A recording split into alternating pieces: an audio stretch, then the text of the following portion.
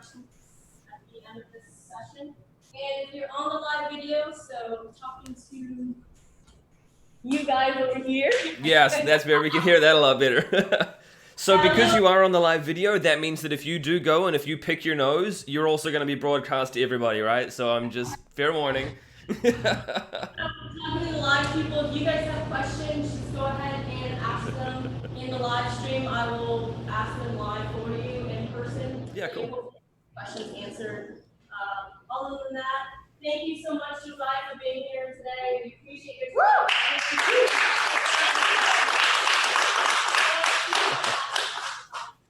With that, take it away and enjoy the night. All right, so as you've probably no doubt heard, I'm Josiah. I'm from the DigiByte Foundation, and I've been involved with DigiByte and specifically crypto, I suppose, now for just shy of 5 years. So DigiByte began originally back in 2014 as basically the original vision, I suppose, from Jared Tate, the founder, was he saw a lot of things happening with the likes of, say, Bitcoin and Litecoin, and there were long-term, I suppose, things that needed to be tweaked and needed to be fixed up, and in order to basically improve them, to make it ready for mass adoption, for more people to be able to use it.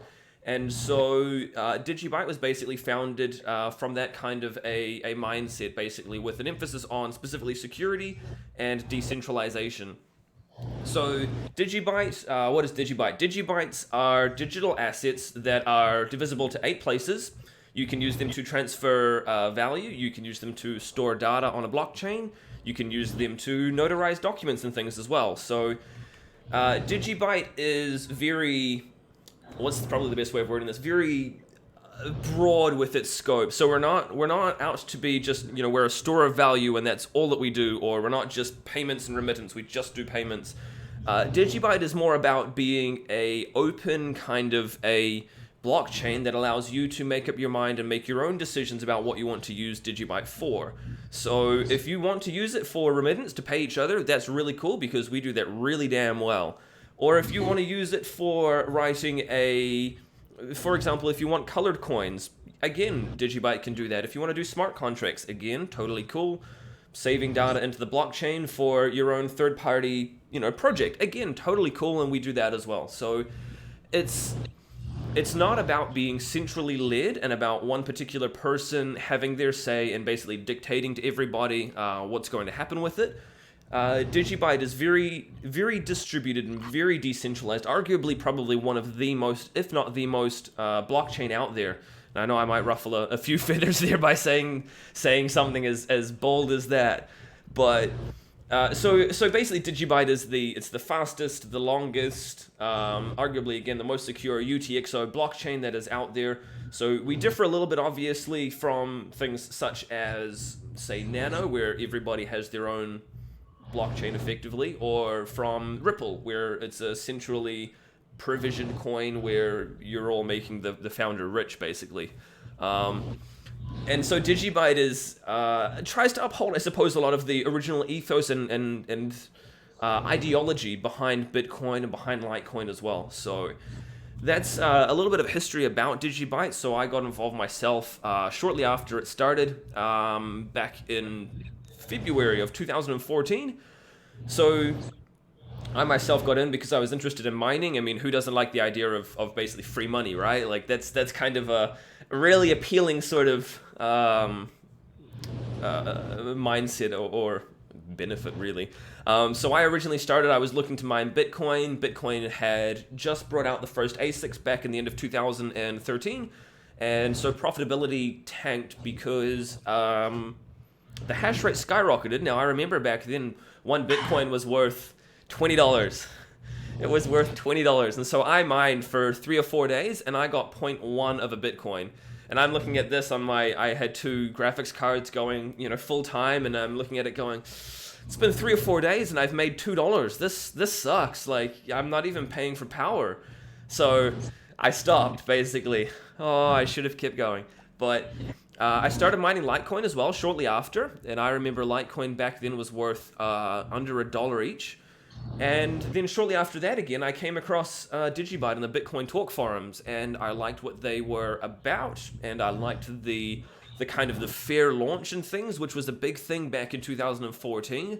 And I liked their professionalism, and I'm probably not helping with the professionalism side, let's be honest here, but it was good back then, I'll tell you. So yeah, that's basically a little bit of history about myself. I got into the foundation specifically towards the end of 2017. I was on my honeymoon with my wife, and Jared sent me a message and said, hey, we're going to start a foundation.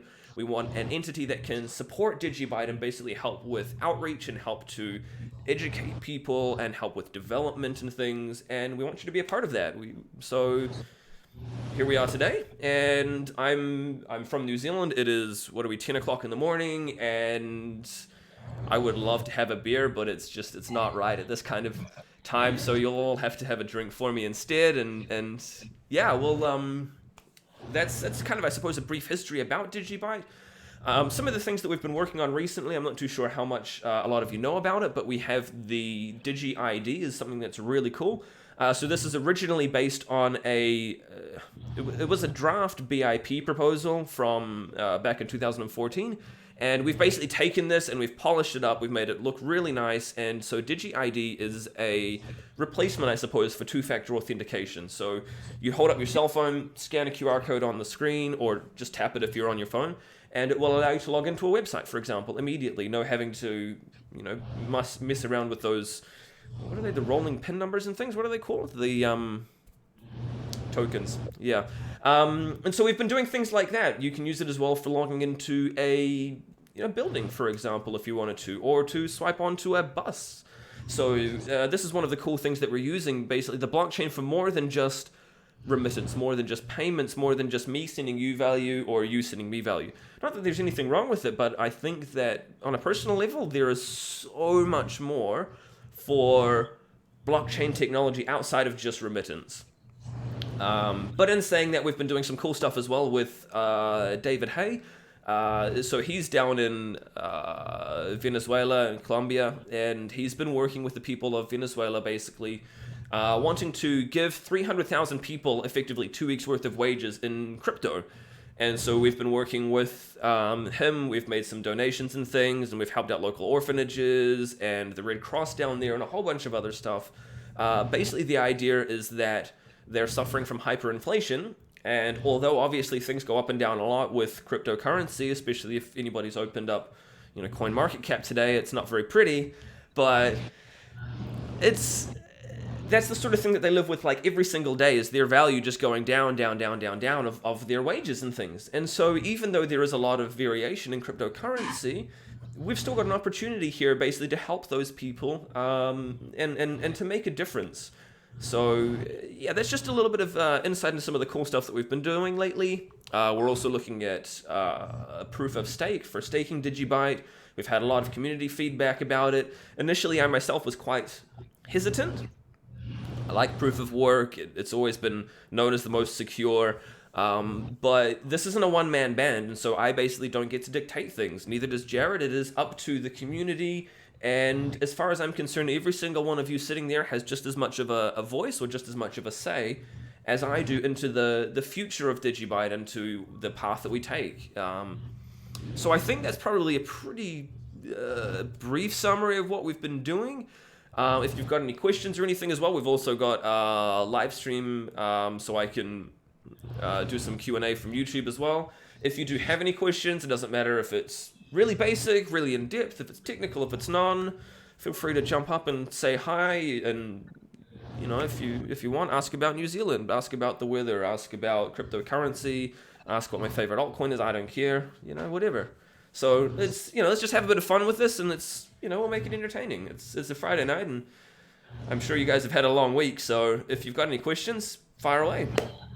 So does any of you have any questions right away? I'm going to be on my phone on the news or live feed to ask any questions as well, but we're going to, if there's any questions here first, we're going to address their questions first, and then I'll get to the yeah, cool. Go ahead. Thank you for this. Thanks for coming. being here. I'm not sure. You might Digi-ID. have to, yeah, come up here. Yeah, it's a bit easier if you're like near the mic sort of thing. Thank you. With the Digi-ID, what's so if I lost my cell phone, for instance, would I be giving up access to all those websites and everything? And is that already? And can I use that now, or is it how far are we away from actually using that? Yeah, so that is 100% ready right now. So we've launched a website for it to introduce people to it, and there's a short little video there which will teach you a little bit about it as well, which is really quite cool. But so this basically uses the same sort of technology that you use to verify and validate your identity when you're sending DigiByte or Bitcoin, for example.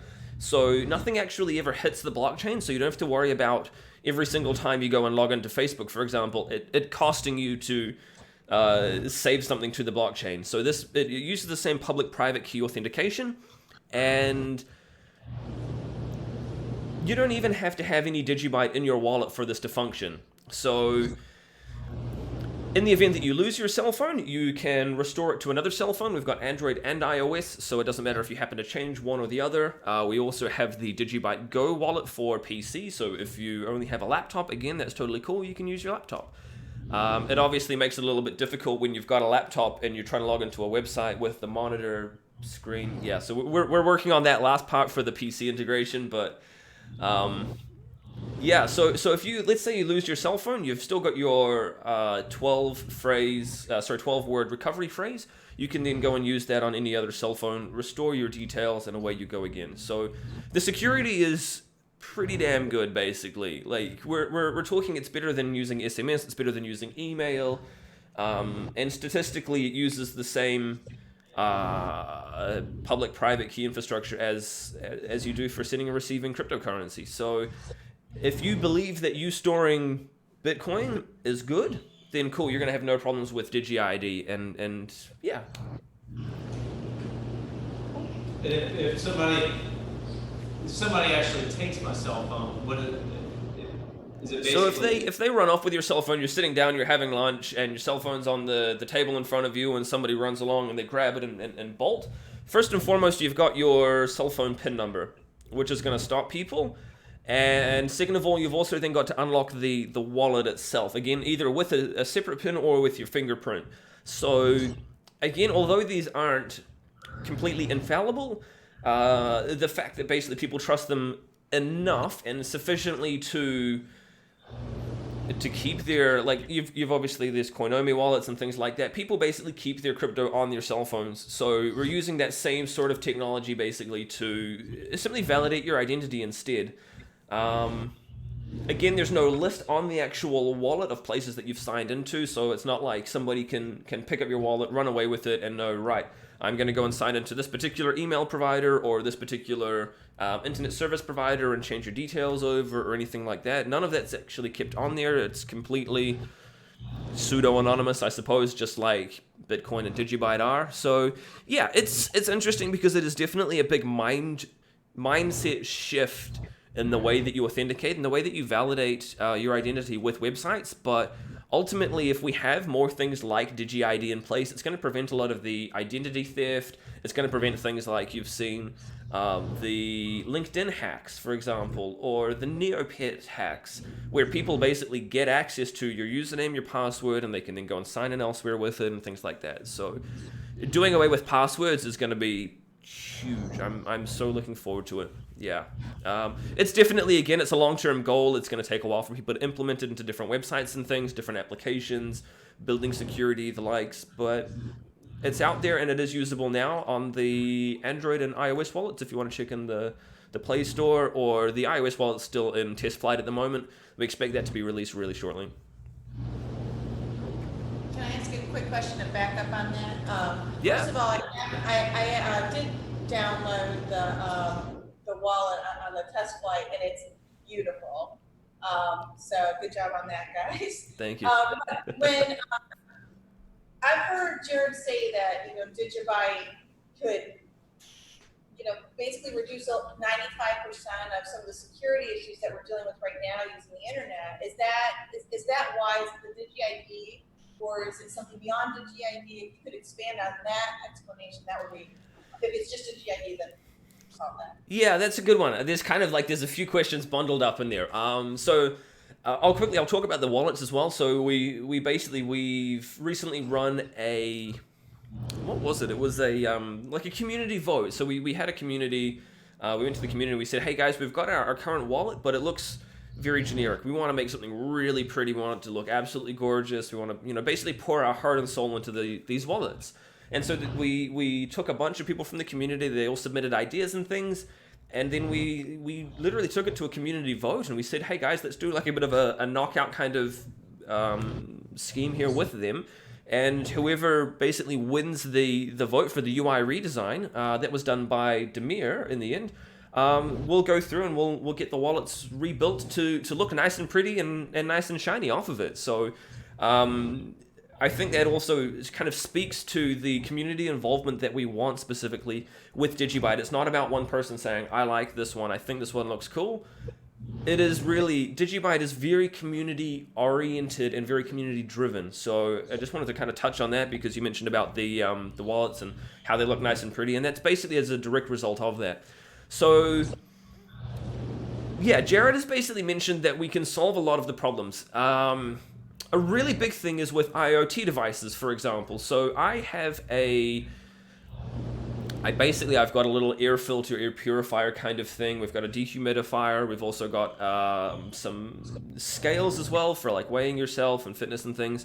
Now, all of these devices basically check into a central server back in China. I know it's from China because I ordered them. They're all Xiaomi branded.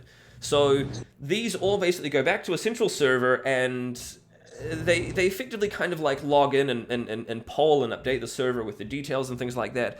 Now, what happens if there happens to be a security breach at Xiaomi and that central certificate gets stolen? All of a sudden they can sign on a whole lot of other devices. There's problems left, right, and center with it. And so by using the same underlying, I suppose, public and private key infrastructure that we do with Digi-ID, you can also use that same public and private key infrastructure to allow an IoT device to connect back to you. So rather than, what's a really quick way of, how can I explain this?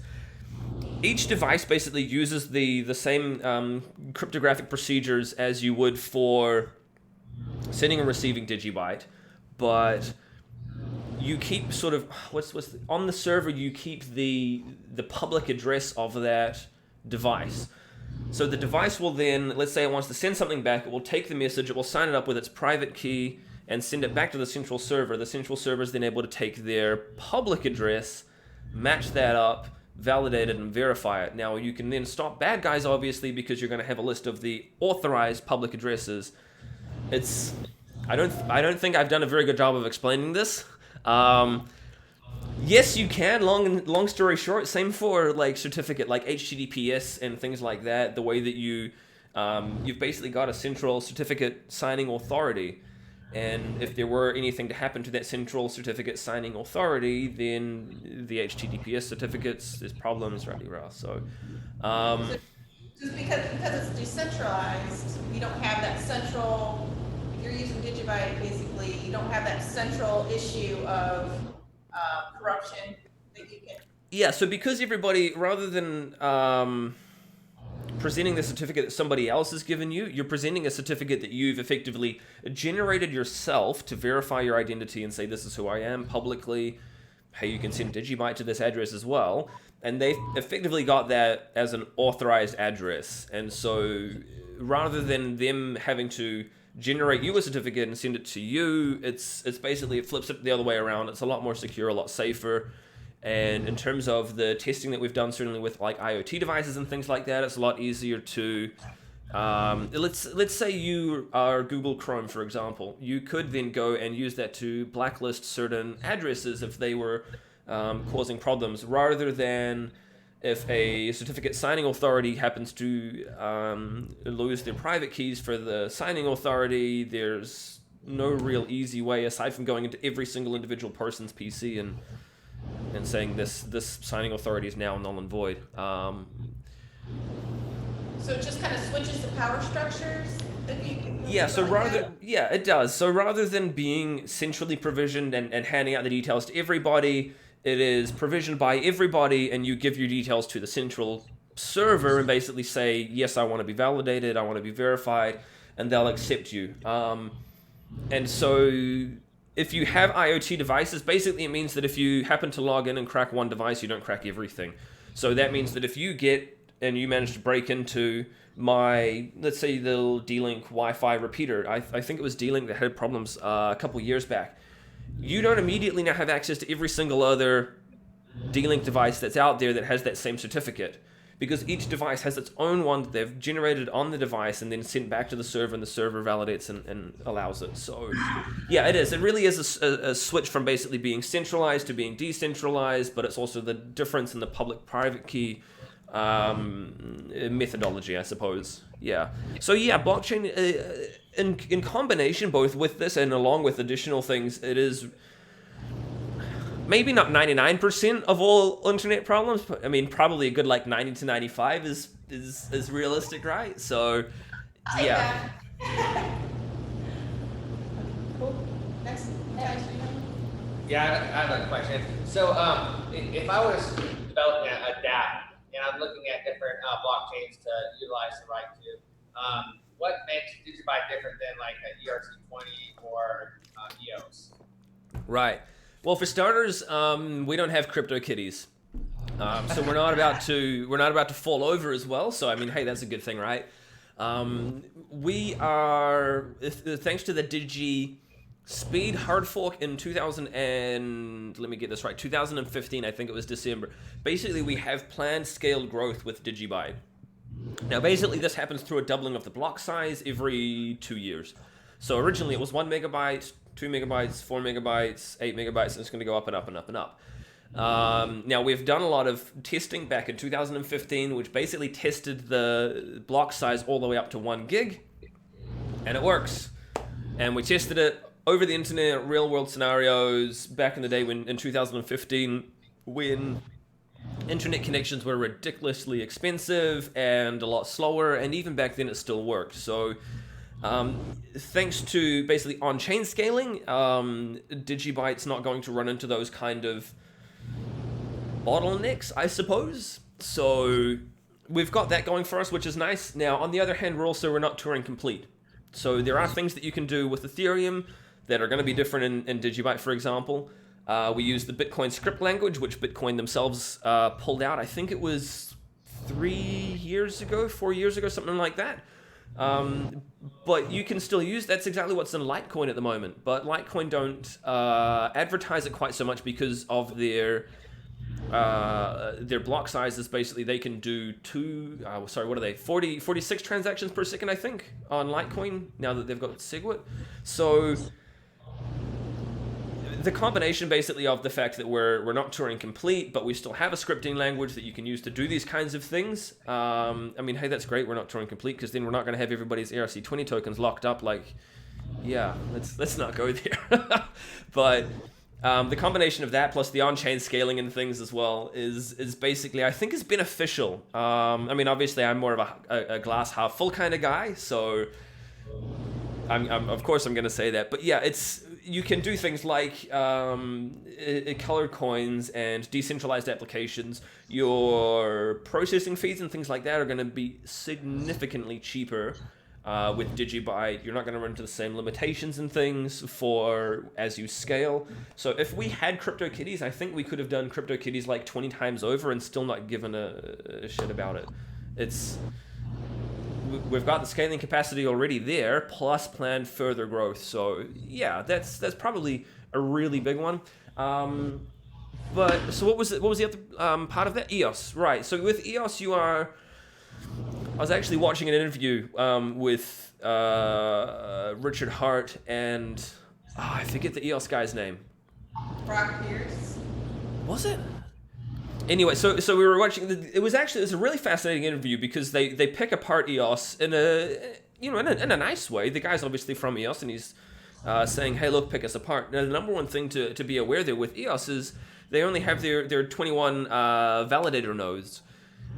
With DigiByte, in the last 100 blocks, there's been about 40 different people who've created blocks.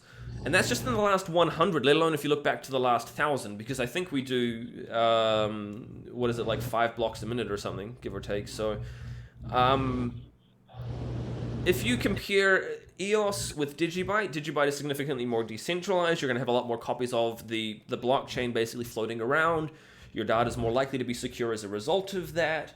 And then again, one of the things that they basically mentioned in this interview was, that's great that you've got 21 validator nodes. That's awesome. And we're glad that you've decided that this security model works, and we sincerely hope that nobody ever tries to attack one of your validator nodes, because it'll work, obviously, with 21 validator nodes, provided no one fucks with it, right? If you manage to screw with one of those 21 validator nodes, things go pear-shaped pretty damn quickly. But if you have 40 people generating 100 blocks, like already, so that's technically twice as secure. But then if you look back at the last 1,000 blocks, that number grows up even further. I don't think it's quite 10 times, but I think when I looked at the last 1,000 blocks back in January, I think we had somewhere around about 300 people contribute 1,000 blocks. So purely from a decentralization of the mining, DigiByte is way, way, way more decentralized and distributed. So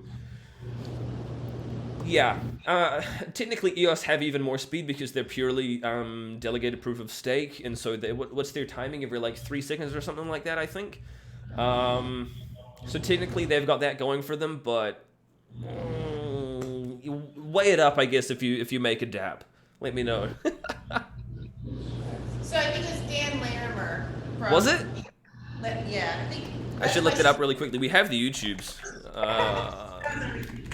I just saw that today. Yeah, I think it's Dan Larimer is their guy. We have that banner. Yeah, it was, in all honesty, like, it was a really cool interview that they live streamed. It's worth checking out if you're interested in EOS as well, because they are brutally honest. And I mean, Richard Hart is always brutally honest, but this was a really good discussion as well, probably one of the better ones. So if you're interested in knowing more about those 21 validator nodes and how they influence things, then yeah, definitely check that out. It's really cool. Yeah. So I have a question. What do you think is DigiByte's competition then, or your main competitor? Who are you gonna run? That depends, right? So I mean, we take jabs a little bit here and there at Litecoin, at Verge, and things like that, but it's difficult because, so I've never seen this as a winner takes all scenario. Because if you're after a store of value, you're going to go with Bitcoin, right? Like, Bitcoin is basically king in that situation, unless you're a Bitcoin Cash purist. But again, in terms of store of value, you could still get away with Bitcoin. So that's probably something that DigiByte's never likely to be number one at. Are there going to be fluctuations that mean we go up 27,000% in 1 year? Yeah, that happened in 2017. But it doesn't mean that every year is going to be like that. So in terms of being a store of value, Bitcoin's probably king there, and they're probably our biggest rival, as it were. In terms of doing on-chain transactions, probably the biggest rival there is going to be Litecoin. They can only do 56 though, and we can do 560. 56, 46. Yeah, and we can do 560. So again, there's not really any competition there, but they've got Charlie Lee, who's an incredibly public figure, having come from Coinbase and the likes. He's been around for forever, and he's a good dude. Don't get me wrong, this isn't me having a jab at them or anything, but they're probably our big competitor, I suppose, in terms of on-chain scaling, even though they're now pushing Lightning Network and things. So if you then look at the whole multi-algo, we've got we've got Myriad Coin, but they do, again, a lot of merge mining. I'm not really a big fan of theirs. We've got Verge as well. Unfortunately, Verge have had a lot of hacks lately. Was it 3, I think, in the last 3 months or something, with their double spins. I've had a chat with CryptoRect and with Justin, and basically sort of shown them and gone, look, here's the code that you need for DigiShield, which DigiByte's pioneered. And if you were to implement this into Verge Coin, you wouldn't have had those hacks. They wouldn't have been able to happen. So in saying that, although they're kind of our rivals, we've been able to come together and talk about strengths and weaknesses and ways that we can actually help them. And so I've personally shown Justin, this is the code that you need to implement into Verge so that you won't have your double spend problems. So on the one hand, yeah, we've got, obviously, there's competition for sure, and we will take jabs at them, like saying that EOS has 21 validator nodes, or like what happened with Nano when their Byzantine fault system didn't actually work. But I'm sure people will end up saying the same sort of things about us down the line as well when we eventually stumble, but it's not aimed at them basically being like, haha, you suck, guys, and this fell over. But if we're able to come alongside the likes of, like, let's say Verge and help them, then cool, why not? Like, that's what happened with DigiByte back in 2014. Doge was suffering from multi-mining pools, it was on the brink of literally falling to pieces, and the what was his name, Jackson Palmer, basically got in touch with Jared helped them implement DigiShield, they survived. And then I think towards the end of 2014, they started merge mining with Litecoin anyway, but whatever. So, yeah, like, although there's a little bit of friendly rivalry, I'd like to think it's more friendly rivalry, and I think if we work together, especially in the blockchain space, there's a lot that can be said for that. Like, the DigiByte core wallet was originally based on the Litecoin code base. We were originally just an Script only blockchain. We're now closer to the Bitcoin core code base as opposed to the Litecoin code base, thanks to the improvements upstream and things. But again, the wallet was based off the bread wallets for Android and iOS. Now again, we've totally ripped out the guts of it, made huge stability improvements, improved backwards compatibility all the way back to Android 4.2 as opposed to just, I think it was Android 6 that they supported. So, huge things like that. But again, anybody can come along and basically take the code that we've got and work on it and run with it and improve upon it. So, yeah, although we've got some competitors, I don't really see this as like a dog-eat-dog world out here, and I think that there's certainly enough of space in this ever-growing pie for there to be... It's not going to be just like there's one victor and there's one cryptocurrency and that's that. So, I hope that kind of answers that. I think it's not an answer, like it's a shitty answer, let's be honest, but I think that kind of... Yeah. No, that's good. I just wanted an insider's perspective because you can do your own research outside, but just hear from someone like yourself is validated. Yeah, cool. Yeah, no worries. It was very politically correct, so in case you ever want to run for office, you're good. President. They wouldn't let us outsiders come in. I mean, like, we've got hobbits and things. We tried that whole making a march for the mountain and things. It didn't work out too well, so yeah. Can you talk a little bit about the DigiShield and kind of explain that for us, just briefly? Yeah, okay, so DigiShield is basically, especially back when DigiByte launched in 2014, there were a lot less cryptocurrencies. Although in saying that, they were pretty much all genuine proof of work or proof of stake. Staking was basically being discussed around about that time in 2013, 2014. So anyway, long story short, basically, you take these mining pools that basically mine a bunch of different coins. So say, for example, we've got DigiByte, which was Script, we've got Litecoin, you've got Dogecoin, and a bunch of other ones. And so what would happen is you would take a collaboration of people in these multi-mining pools, and they will all basically throw their hash power at one particular coin. They'll go, cool, it's really, really cheap right now for us to mine Litecoin. And because Litecoin retargets their difficulty every 2016 blocks, I think it is, basically you'll be able to come along, you'll throw your huge wad of hash power at it, mine the hell out of it for however long, and during that time you'll mine the blocks incredibly fast as well. So for Litecoin, rather than every 2.5 minutes, you might be finding blocks every, I don't know, let's say every 20 seconds or something, because you throw in literally so much hash power, like 5 times, 10 times the hash power. Now then what happens is the mining pool then up and leaves when the difficulty retargets and adjusts, so in Litecoin's case every 2016 blocks, and then that means that the people who are still there left mining that particular cryptocurrency are stuck basically mining for freaking ages just to find one block. So where like the difficulty then retargets, it expects, let's say that there's let's just say 100 mega hash, just for simplicity's sake. The mining pool then up and disappears with 90% of that, so 90 mega hash, and then you're left with basically 100 mega hash just mining Litecoin. those people, it's then going to take them 10 times longer to find a block. So instead of a 2.5 minute block, it's going to take them 25 minutes. Now that really sucks if you're Dogecoin and the amount that you've got basically varies every single time that you receive from your blocks and things. So what happened is with DigiShield, rather than retargeting every 2016 blocks, basically we retarget every single block after the last one. So we kind of look at how long that last one was, we make adjustments and figure out, based on this expected hash rate, this is what the difficulty is going to be in order to actually make the next block found in, well, in Litecoin's case, 2.5 minutes. DigiByte back then was 30 seconds. So these pools would come in and they'll bounce basically from Litecoin to DigiByte to Dogecoin and things. And so then you're left basically as a really slow blockchain basically freezing up. Now, DigiByte back then actually froze up for a period of several hours. I think it was even like 12 hours or something like that without finding a block because of this specific problem. And so DigiShield basically allows for the hash rate to up and leave and go start mining somewhere else, and then for the difficulty to rapidly drop in order to actually match the current hash rate that we've got. So let's say in DigiByte's case, there was 100 mega hash and 95 mega hash up and went, and now they started mining Dogecoin and we're left with, say, 5 mega hash. So the next block's going to take a wee while to find. There's potentially a couple of stragglers after that, last block was found that are mining a little bit as the mining pool moves away.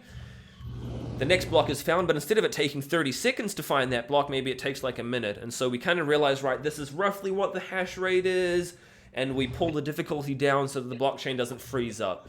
Now, the combination of this now with DigiByte's multi-mining algorithm, so we've got 5 mining algorithms, and we then updated DigiShield to support multi-mining, basically provides us with some really interesting security, and it makes it really difficult to come and attack. So if you were to take all of the S-Script hash power, now there is a lot of it, and I think worldwide DigiByte only makes up about 4 or 5% of that.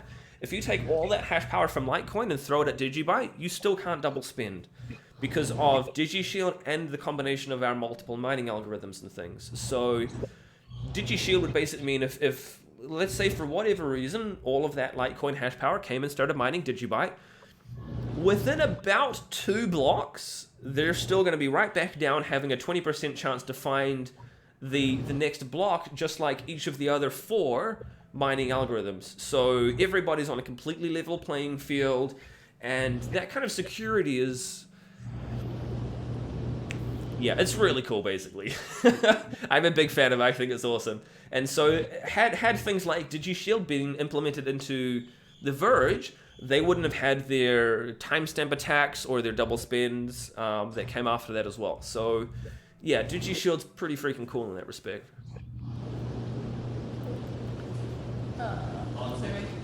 Go ahead.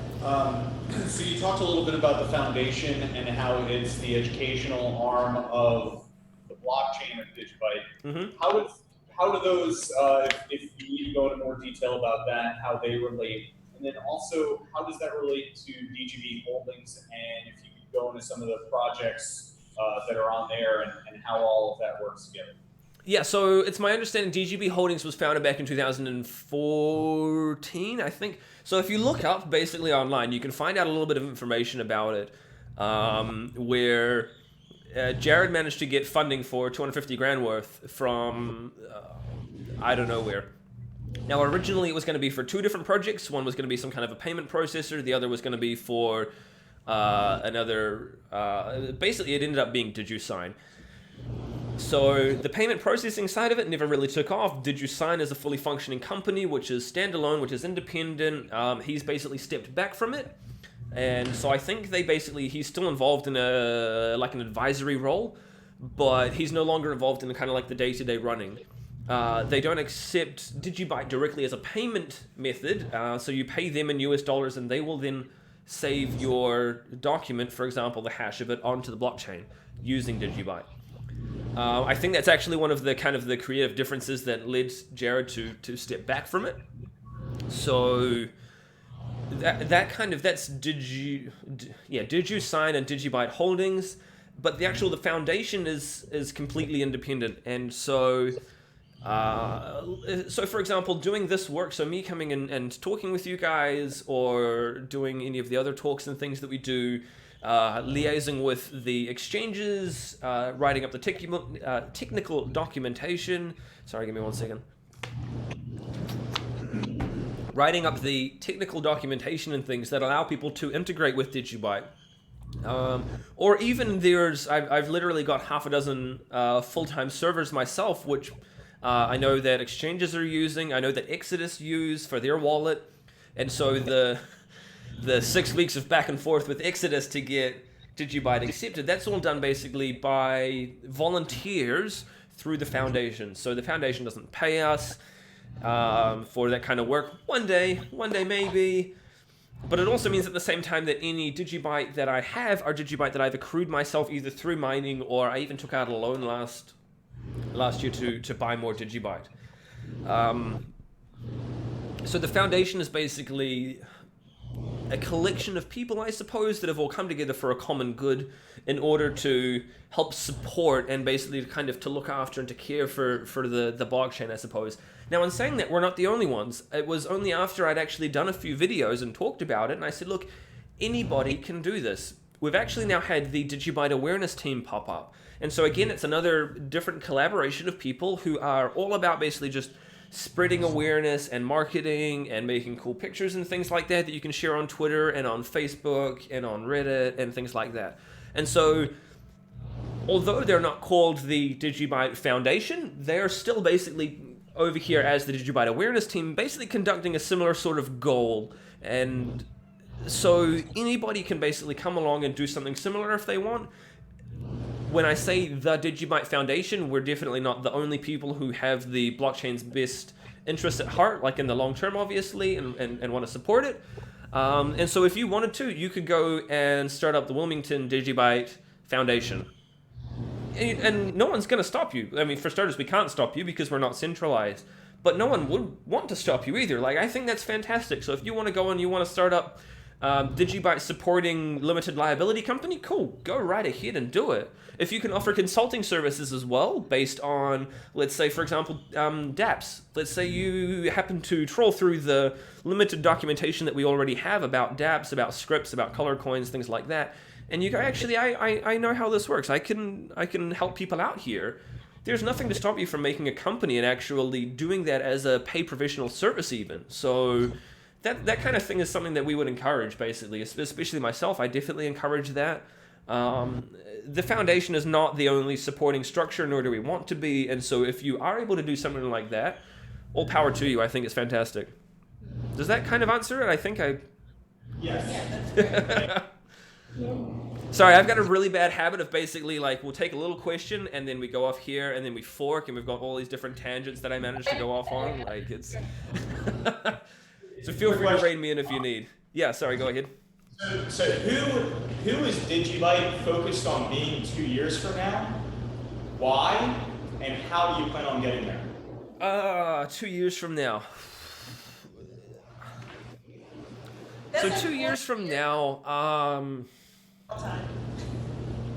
yeah, man, like, I can't even remember what I did yesterday, let alone know what I'm going to be doing tomorrow. Like, how am I going to figure out what 2 years is going to be? What is the vision for themselves? Yeah, so it's actually quite interesting because Jared's actually, I swear he's got a crystal ball, because if you look back at some of his earlier things from 2014, the stuff that he talks about, although he got it wrong saying that he expected in 6 to 12 months you'd be able to pay for your coffee with DigiByte, a lot of other things he's actually foreseen as well, which we've put in place supporting structures and fixes for, like with DigiShield, for example. Where would we be in 2 years? To be honest, in 2 years, I would like to see a lot less ICOs. I would see DigiByte as being one of the main kind of blockchains that's being used not just for exchange of currency, but for you to write your decentralized applications on, for you to hash data into the blockchain using things like OP return, for example. I can see that in 2 years there's going to be a lot more of a focus on the real, like, on the core, I suppose, sort of blockchains rather than all of these supporting tokens. Like, it's cool, don't get me wrong, it's great that they're there and that people can make money off of them and that you can use it to kickstart ideas and things. But for the most part, that's literally all that you're doing. Is it's a 2017 Kickstarter where everybody gets to buy and sell whether they want to be part of it, right? Like, so back in the day when DigiByte was formed, you had to have a working blockchain. I still remember the amount of shit that Ethereum got because they were effectively the first ICO, and people were just like bagging on them so hard because you had to have like you had to have a GitHub, you had to have a post on Bitcoin Talk, you had to have a testnet and a mainnet. If you didn't have those things, you were basically laughed out of existence. So I think we're going to see a lot more people kind of going back towards that. Maybe not quite so harsh, maybe not quite so elitist or whatever, but I think we're going to see a lot more people, instead of just like all of the ICOs, we're going to see a lot more focus specifically on blockchains like DigiByte. The scaling debate I don't think is going to have gone away by then, 2 years. I think we're still going to see a lot more with Lightning, but I think we'll also see a lot more people kind of understanding that on-chain scaling is definitely possible. So where will we be? I'd like to see us more in Venezuela. I really would. I think that's an amazing opportunity that we have over there, and so we've been working with David Hay on possibilities. I don't think we'll see any more debit cards and things. ATMs, of course, yeah, where you can put in cash and pull out Bitcoin or DigiByte. But I don't think we'll see any DigiByte Visa cards because Visa and MasterCard just aren't interested.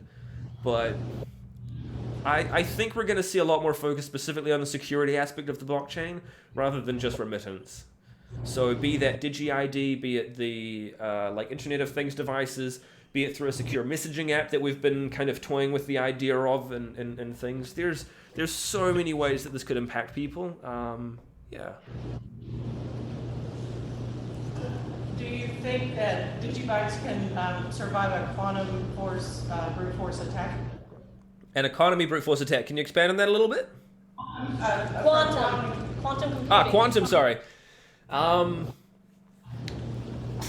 be honest, I don't know. And Riccardo Spagni, Fluffy Pony from Monero, had probably the best answer for that. When we get quantum computers that are more readily accessible, that aren't completely hypothetical, sure, we'll know then. But until then, basically what we've got is completely resistant to any known or even foreseeable technology. Quantum computing, yeah, could potentially break that sort of thing. So again, that's also where you've got your best practices, that plays into it. So if you've got a wallet, don't keep all of your funds on one single address. So if you go and you make a payment, what you'll then do is you'll take some of your UTXOs as an input. It will send most of them to the destination, and then some of that will then go to a different address, which again will be in your wallet. So hypothetically, even if somebody knows your public address, for them to then go backwards from that with the whole ECDSA and everything, they would then potentially only get a small fraction of your cryptocurrency. Now this is going to affect obviously the likes of Bitcoin, Litecoin, Verge, Doge, and DigiByte. So it's not something that we're completely ignoring. It's not something that we're particularly worried about right now. It is coming. We're aware that people are making vast improvements in quantum computing, but at the moment there is nothing anywhere remotely powerful enough to basically break ECDSA, which underpins like 95% of all of the cryptocurrencies out there, if not more. So yeah, we're not super concerned, but we're aware it's coming. So I hope that kind of answers it. Yeah, thank you. Yes. You mentioned the 5 different mining algorithms. Could you go a little more technical about those and why each of them are current or next? Yeah, so that's a cool question. Basically, we've got 5 mining algorithms. Originally, we were Script because DigiByte forked the code base from Litecoin. It wasn't a fork of the blockchain. It was a fork of the code base with our own Genesis block, completely independent. But that's why we originally chose Script, was because it was supposed to be like CPU and GPU friendly. Although, to be honest, even around that time, CPU mining on Script was not really a done thing back in 2014. So anyway, we started off with Script. Now, I think, when did we actually fork? I think it was late 2014. we went from being just one mining algorithm to being 5. So of those 5, we have SHA-256, which is the Bitcoin mining algorithm. We have Script, which is Litecoin. We have Qubit. We've got Myriad Grostal, and we've got Scheme. So the last 3 were intended to be like CPU and GPU friendly. Specifically Qubit. Now that's actually just ASIC mined these days as well. Myriad Grostal. Late last year there was the Baikal X10 giant miner that came out for mining Myriad Grostal. And then we've also got Scheme, which there is an ASIC out there for it, but it's horribly inefficient, and you basically get about double the hash power of a GTX 1080 Ti. So, I mean, you can do it, but it's kind of, it's not really worth it when the miners are basically better off doing something else. So, the idea being we've got the security from ASICs, because if you look at Litecoin, for example, with their Script hash power, you cannot attack it directly. You can't basically rock on up with a little bit of hash power and basically try to 51% double spend. They own 95% of all of the hash power out there. 90%. So if you were to try and come up and do a double spend attack on the Litecoin network, you're shit out of luck. It's not happening because they own the hash power. So we compare that to other coins, for example, I think, is it Golden or whatever? They've currently got like 0.5% of the hash power that Litecoin has. Like, there are people in their basements that have got more hash power than that entire network. So what that means is that if you wanted to do a double spend attack on them, it's not difficult. But with DigiByte's 5 mining algorithms, you basically need to have the hashing power from each of those 5 blocks. So because, 5 algorithms.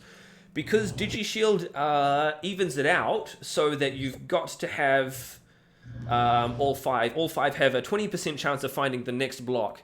So let's say you rock on up, like I said, with 95% of all of the hash power from Litecoin, and you throw that all at DigiByte, you'll get maybe 1 or 2 blocks.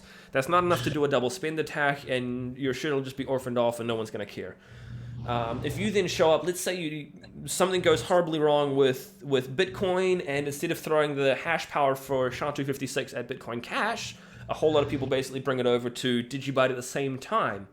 Now we're being attacked on basically the SHA-256 and on Script concurrently, but people still aren't going to have any kind of a way for them to double spend, because every single block is going to even out within about 1 or 2 blocks. Every single algorithm is going to even out to have a 20% chance to find the next block. So that means that if your GPU mining at home on the Scheme algorithm is just as likely to find the next block as all of these ASICs and things. So the combination of all of them, the fact that you've got like the really cool security from these ASICs, and you've got the decentralization, the distribution from GPU mining, even though 2 of those 3 that were originally to be CPU and GPU mined are now ASICs as well, we've still got the decentralization there as a result of it. And so that's what the kind of the looking at hard fork and looking at different algorithms and things is for, and potentially even looking at staking. So that's something that's been on the cards a lot lately. Originally, I wasn't too keen myself. I'm still not super convinced about it, but the community is. And so this isn't a one-man band. And so even if I decide, no, don't want staking, don't like it at all, but the community says, yeah, actually, we all really want staking, well, I guess we're going to go staking then, aren't we? And to include that as a kind of like a hybrid, maybe a 6th algorithm, maybe we'll swap out one of them, like maybe we'll get rid of Qubit or something, I don't know. But yeah, so again, that kind of harps back to the whole we're not a one-man band sort of thing, and the community is really what's going to drive those kind of decisions when it comes to swapping out some of those hashing algorithms. Oh, that's awesome. That's good explanation. Go ahead. Okay. As far as on the U.S. end about currencies and tokens being, categorized as a security, where do you guys stand, or precautions that you take, or any concerns? So when I filled out the GDAX provisional framework application, whatever the hell document that they call it, basically you've got to apply to be on GDAX to get onto Coinbase. So it took us weeks of going through, because this thing is, I think the questions themselves are something like 8 or 9 pages long, let alone by the time I've gone and completed every single individual bloody thing and made up a nice response for it. As part of this, they get you to respond and say, are you a security? I'm from New Zealand. I still don't know what security is, to be honest. But I'm not a lawyer either, so yeah, there's that. But they've got this little spreadsheet and things that they include with the application for it. And it basically says, go through and tick and write yes or write no. And so I did, and I went through, and we came up completely clean. We're not a security, according to this particular test. Now, there's also something called a Howey test, I think. Again, we've come up clean on that as well. But this is one of the things that the DigiByte awareness team themselves are actually looking at. Getting a formal, like a legal, document, a piece of paper to say DigiByte is not a security. So again, that kind of harps back to the whole, we're not just, it's not just the foundation that's doing this kind of thing, and the DigiByte awareness team are actually, fundraising a little bit to get the money, to get this professional legal opinion, to be able to say that in addition to the GDAX framework, in addition to the Howey test, we've got a piece of paper here signed by these lawyers that basically says, no, we're not a security. So, yeah. As far as I'm concerned, we're not a security, but I still don't even really know what the implications of that are or why people care. But I know it's a big problem in America, so the DigiByte awareness team are actually tackling that as we speak as well. So I think that's really cool. Yeah. Good answer. Yeah, it seems like they're just going to go through each one of them until they find one that is, but regardless. But they've already gone and they let Ethereum off the hook and stuff, and I was reading a little bit about that, and obviously I'm still a bit hazy on the specifics, but I'm looking at it going, well, based on everything that we know, Ethereum should be, and these tokens are going to be under fire, and there's even like McAfee himself is going, oh, people are going to get thrown in jail for this sort of shit, and I'm thinking, oh, that doesn't sound good. That doesn't sound good. So I can understand, obviously, why people are concerned, and they want to know, is it a security or not? But as far as I'm aware, I mean, you could be asking, is it a donut? And I mean, we're not a donut. That's yeah. Let's just try and keep people out of jail, though. I think that's probably like a pretty good goal, right? Like I think we can all agree on that. I was going to ask if I could jump on to what he was asking about that, because you were talking about GDAX. So what, I promise you I wouldn't ask when Moon. I promise. I'm not asking when. But can I ask when Coinbase? Any idea on that? We've actually, well, I tell you what, I wonder if I could do this. Hang on, if I, one moment, let me see if I can find this for you. Documents, shit, I've got it somewhere here.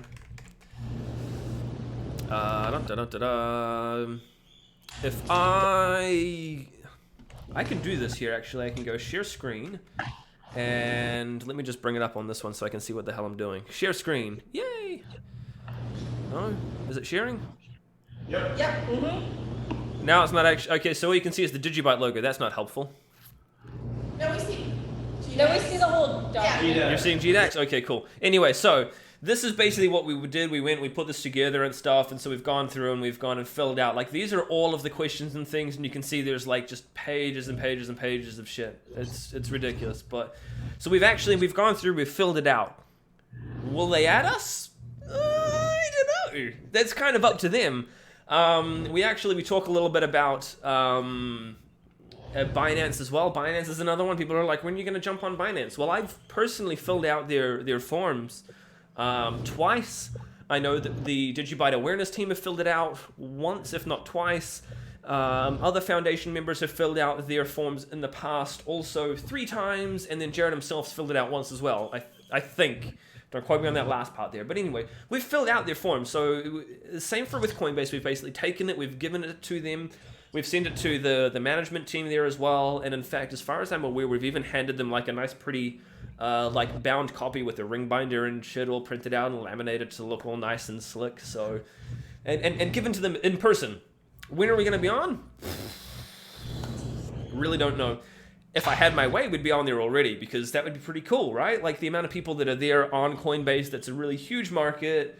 And I think the more that we can break down the barriers to get people involved and to get people into this kind of thing, doesn't matter if they're wanting it for the money, if they're wanting it for the utility, if they're wanting it for the ideology, whatever, but the more people we can get involved and the easier we can make that, I think that's a great thing. So I don't know. Sorry, I really don't. But we've done our part, basically. We've given it to them. They've got everything they need. We've included all of the technical details as well that need to integrate us. Like, the people there are smart. They know what they're doing, and because we're based on the effectively the Bitcoin Core wallet, For them to add us would take them like minutes, really. So it's corporate red tape. Who knows? Yeah. Okay, that's a good, thank you, first of all, for filling out the forms. But that was a good answer. 5 times. Yeah. 6 They times. take so long to fill those damn forms, and it's kind of so for my day job, we actually I work with VoIP and internet telephony and things, and so one of the things that we specifically do to weed out like the kind of the casuals that might want to be involved with us but are just kind of like tire kickers is we do something similar. We've got basically this nice big long form where we, although ours is only like 2 pages long. So for my day job, we give this form to any prospective people that want to integrate with us, and we basically say, fill this out, answer our questions. And that weeds out like 90% of just the tire kickers that are out there that are just taking the piss, really. So you can see that obviously they've probably done something similar with their form just to get rid of the people that are just filthy casuals that are just taking the mickey. But yeah, so their form is incredibly in depth, and it took an incredibly long time to fill out. But I think it's worth it, even just to take a punt really on Coinbase. So yeah, who knows where that's gonna go. Great. Do we have any? Question. Yeah, you mentioned Verge several times, and you mentioned that you consider them a possible competitor. And when I think of Verge, I think of privacy. It's DigiByte privacy point? So DigiByte is not. So the Verge is in a league of their own, really, because as far as I'm aware, they do a bunch of like onion routing and stuff like that on the Tor network. And there have been people that have tried to pick apart their privacy, and they've still said it's pseudo-anonymous even. I don't really know. I don't actually know too much about them. Unfortunately, I've kind of had my head in the sand a little bit there. But in terms of like ZK snarks or the ring signatures and stuff that Monero do, no, DigiByte doesn't currently have anything at all like that. Are there plans? Not as far as I'm aware. We've still got the pseudo-anonymity from the whole, basically same as Bitcoin, but one of the things that we're seeing at the moment is a lot of those things, especially in Japan, are running into issues with exchanges basically going, oh, we don't know if we like these anonymous ones. I think it was government pushed in Japan or something. Anyway, look, if the community is really interested, sure, we'll start to see a little bit more of a kind of a push towards it. But for the meantime, we're still basically pseudo-anonymous through the fact that unless you tell somebody this is your public address, they're never going to know. So, yeah. So then why would you consider them a competitor in that case? The Verge, potentially for their multi-mining algorithms and things like that. I kind of just mentioned it as a sort of off the cuff. Yeah, our competitor is basically any other blockchain out there. Like to be fair, even the non-UTXO ones like Nano, for example. It depends on the aspect because DigiByte is just so broad. Like we're not just focused on remittance. And although that's something cool that the Verge are doing, and so they've recently obviously partnered with MindGeek and things. So in that respect, yeah, they are basically a competitor for payments and remittance and things. But they're not obviously in the privacy space, because we're not in the privacy space at all. So basically, as far as I'm concerned, between them, Monero, Zcash, whatever, they win in that in that respect. If you're after privacy, just use Monero. Yeah. Can I ask one more question and we'll wrap up? Is that okay, Base? Everyone else. We got their questions answered. Can you give, okay, I'm gonna ask an insider question. Can you give us any clue of any gaps in development? Yes. So quickly, I'll talk about something that's kind of affected me personally, specifically. So I've got a friend of mine that I know. He goes to church with me, and he basically came along to me and he talked to me one day and he said, "Hey Joe, how you doing?" I was like, "Oh yeah, great man. I've been really busy with with DigiByte and stuff like that." And he goes, "Oh yeah, how's that all working? We've been implementing DigiByte." And I was like, wait, what? He's like, yeah, we've been at my work. We've been implementing, some DigiByte and playing around with it a little bit, and so I stopped for a moment and I sort of said to him, I was like, well, that's cool. Hey, you should have mentioned something. He's like, yeah, but we don't need to. We didn't have to tell you. We can build on top of DigiByte, and because there's no central authority, we can do whatever the hell we like. And so I sort of thought, yeah, that's really cool. It's really actually awesome that I didn't know about that. It's also kind of stink because at the same time we'd like to be able to, I suppose, show them off to the world, tell people, you know, what's going on, to be able to encourage their business and to potentially maybe like mention it on Twitter or something, I don't know. But in terms of other dApps that are being built, things like Jared let this slip recently, so I've known for a little while he's got a little side project that he's doing in the evenings when he's not working full-time on DigiByte during the day, right? And he let it slip during an interview with Dr. Simons. If you have a look through his if you look it up on YouTube, basically, you'll find Dr. Simons and Jared, and he lets it out of the bag that he's working on a real estate project. So yeah, there are things like this where basically you'll be able to do stuff. I don't know the specifics because he's keeping it under wraps quite tightly, sort of, I suppose. But it basically, I don't know. I get the feeling what you'll be able to do is something like, for example, signing your house title into the blockchain to be able to buy and sell your house through that kind of thing. Potentially maybe rental agreements and stuff as well. I'm not too sure because obviously American law is different from New Zealand law, but yeah, so there's stuff like that which has definitely been worked on. Some of the other things we've looked at are things like colored coins. We're also working on specifically documentation. I think that was one of the things that Jared said he's also been doing during the day for DigiByte, is working on better documentation for dApps and ways that you can make those kind of, you know, ICOs and things, which are all completely technically doable on top of DigiByte, but we just don't have the greatest documentation around it at the moment, which is why I kind of alluded to before. If you wanted to start up a supporting company to do professional services and consult people, then do it. I think it's great. So yeah, there's definitely a bunch of things in the pipeline, and hopefully as we get this documentation, it will also allow even more people to come along and just build on top of us. So yeah. Awesome. I got one more question. Yeah.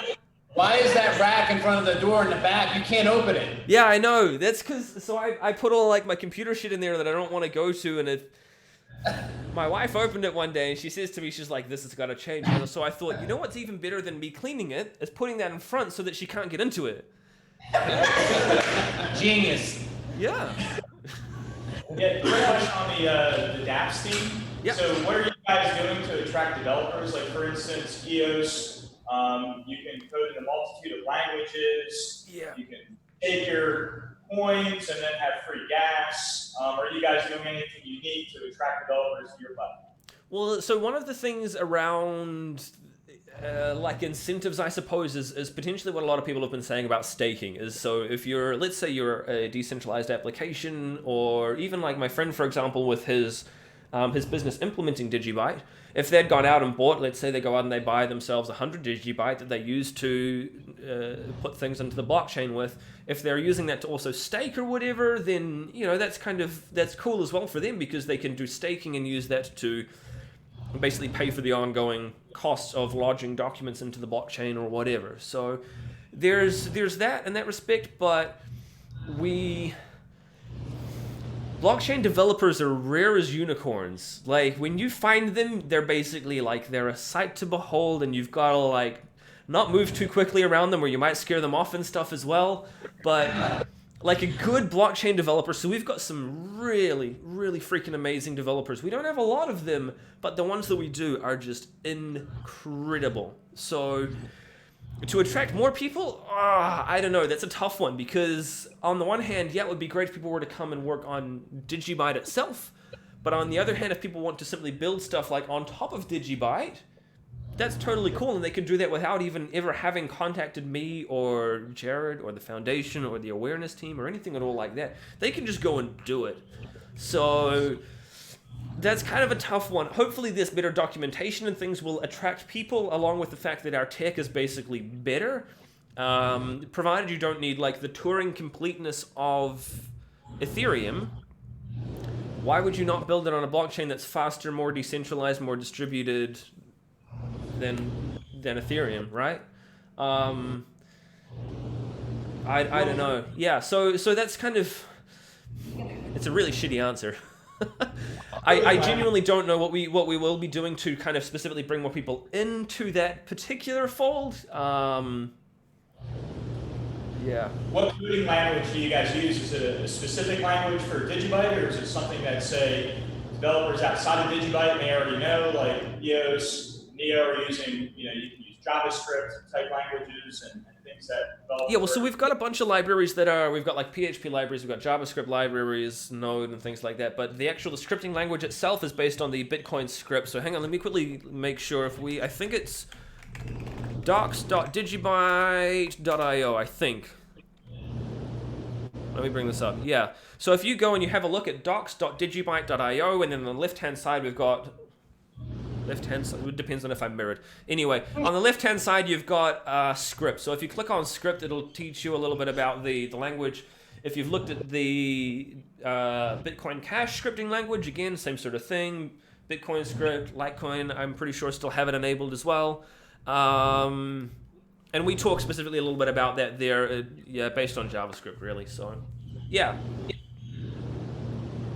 Awesome. Thank you. Okay, well, Josiah, we're not gonna keep you forever, promise. So Thank that was our last question. I will say, I learned about DigiByte not too long ago, and when I realized that you guys had Telegram channels for pretty much anything you could possibly be interested in. Yep. I would say if you want to follow this project, become a part of this project, go check out their Telegram channel. It's amazing.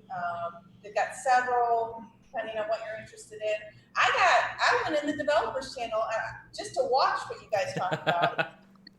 Comment, but it's nice to be able to see the interaction. So anybody who wants to keep up with what's going on, that's what I would suggest. Anything else besides keeping track of your Telegram, Twitter?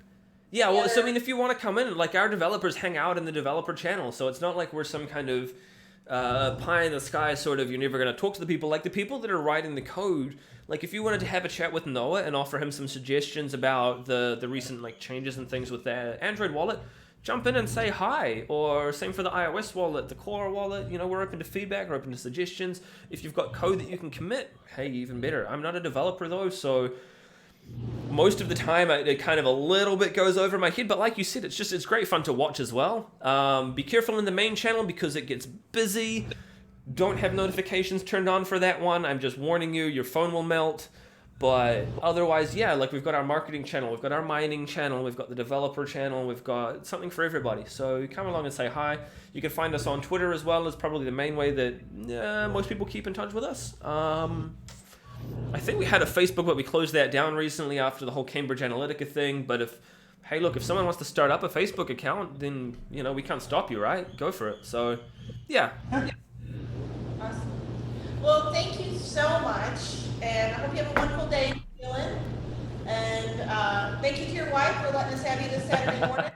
She's sleeping. I don't think she's even woken up to know that I'm doing this, right? Like, it's still, it's 11 a.m. now. It's cool. Yeah. Hey, thank you so much for having me, guys. Look, it's been a total pleasure, and hope to see you in the Telegram channels then.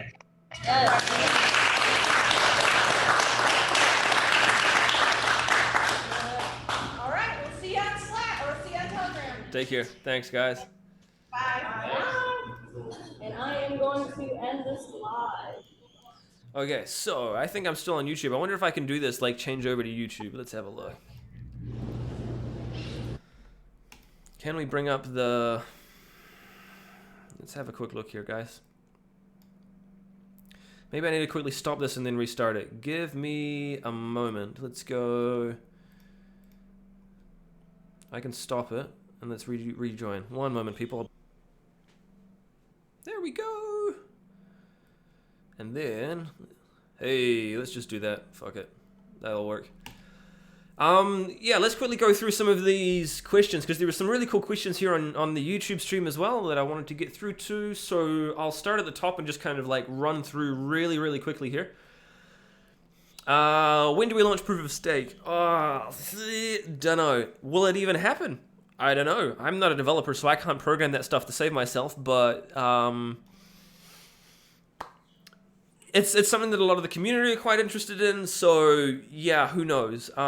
If you've got any suggestions, any feedback, even about the other mining algorithms and things like that you want to talk to us about, then yeah, say hi. Like I did a live stream. Sorry, not a live stream. I did a video yesterday with Nick from Learn Crypto. And so he's been tweeting the video out. We do a lot of talk about proof of stake, the advantages, wanting to see some mathematical proof that it's not going to affect the security of the blockchain. So yeah, there's that to kind of keep in mind, I suppose. Can I pop this out? Oh, I can. This is great. Okay. Let's have a quick look. What else have we got here? Not too many talks going on. Fully proof of stake. La la la. Yeah, so it's not going to be fully proof of stake. What's likely to happen is one of the proof of work algorithms might be replaced, or we might add a sixth one in addition to it. You'd like more Vega-friendly mining? Yeah. I think Lyra 2 RE version 2 is actually now Vega-friendly. They've just released an OpenCL miner. That's one of the algorithms that we were actually looking at replacing it with, but the irony is, had we gone ahead and done Lyra 2 RE version 2, CryptoNight, and Equihash earlier on in the year, that we would have been a lot more vulnerable to the double spend attacks that are happening now with people basically just renting hash power and things. So that's, yeah. Never understood how proof of stake will do any good. Seems less secure. Yeah, so I was the same. I'm still looking to see some mathematical proof that it's not going to affect the security. If it's not, then cool. I'll be all on board for it. Fuck it. Let's, Will proof of stake threaten it considering being to security in America? I don't know about that. That's something that,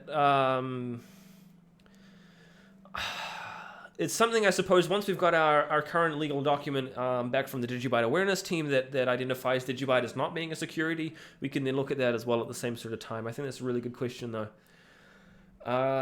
Let's have a look. Are there security problems with proof of stake? Potentially not. Again, we're going to have to go through and run the math on it and actually look at it. And see, is it going to affect the security? Is it going to affect the distribution? Is it going to improve upon things? Yeah, so let's keep skimming down here. Everybody seems to like the idea of proof of stake, don't they? Well, for the most part. Can we talk about the hard fork? Is it pulled? Is there a new one coming? So on the foundation website, we'd originally said like the middle of the year or something. It's still up in the air a little bit. It's still something that we, obviously want to do. But if we're going to be doing it, it's got to be with a purpose. It's got to be with a reason. It's got to be to, like, there's no point in doing it if we do it and we go through and we like fuck up the security model. We want basically the reason behind it was to increase the decentralization and the distribution of mining while at the same time not affecting the security. If we're going to go through and the security is going to be worse as a result, I'm not entirely convinced that's a wise idea to do, given we're talking about people's money here and we're talking about, $500 million worth of store of value. So, yeah. How secure proof of stake is? I heard whoever holds the most coins has more power.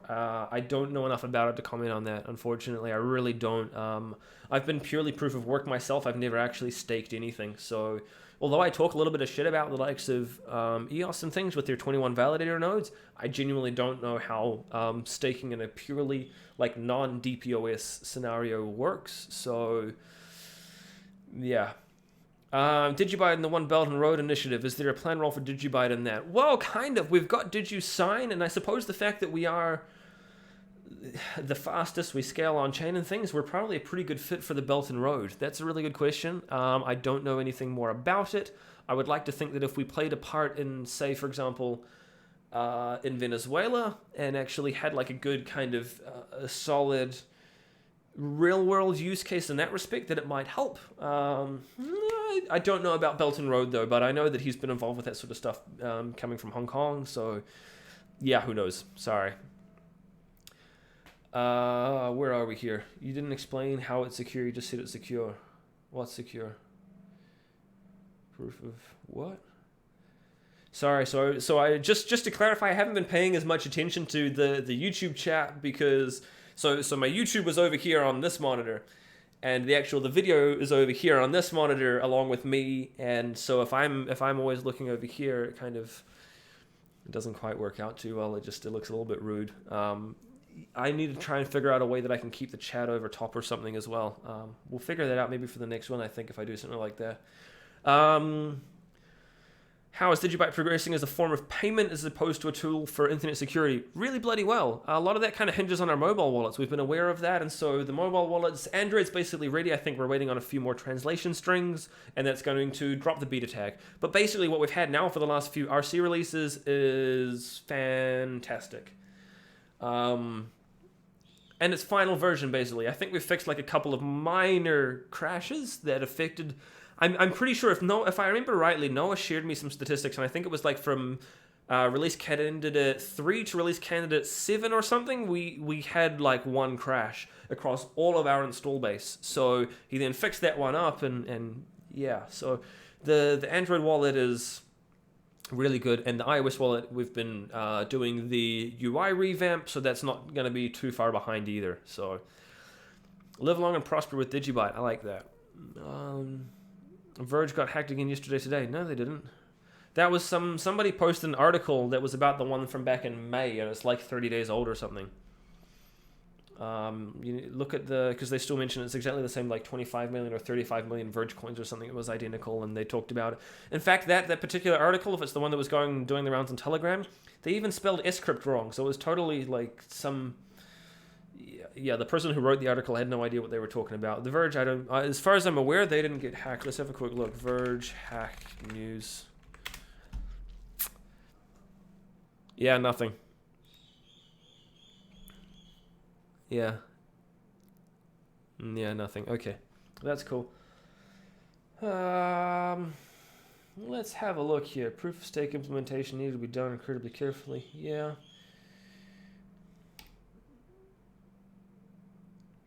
Well, I think we kind of just went through a little bit there. Proof of stake can be more secure if done with difficulty for a single person. Yeah, replacing one algorithm is basically what we're looking to do. Okay, cool. Alright, guys. Hey, so this was cool. I thought I'd quickly just try and wrap up here on the YouTube channel as well, because I saw all of the things just streaming through, but I didn't have a chance to go through and address them while I was still talking to the Wilmington Blockchain group. Thank you so much, everybody, for tuning in. This has been fantastic. And let's try and do something again like this soon. Take care. Cheers.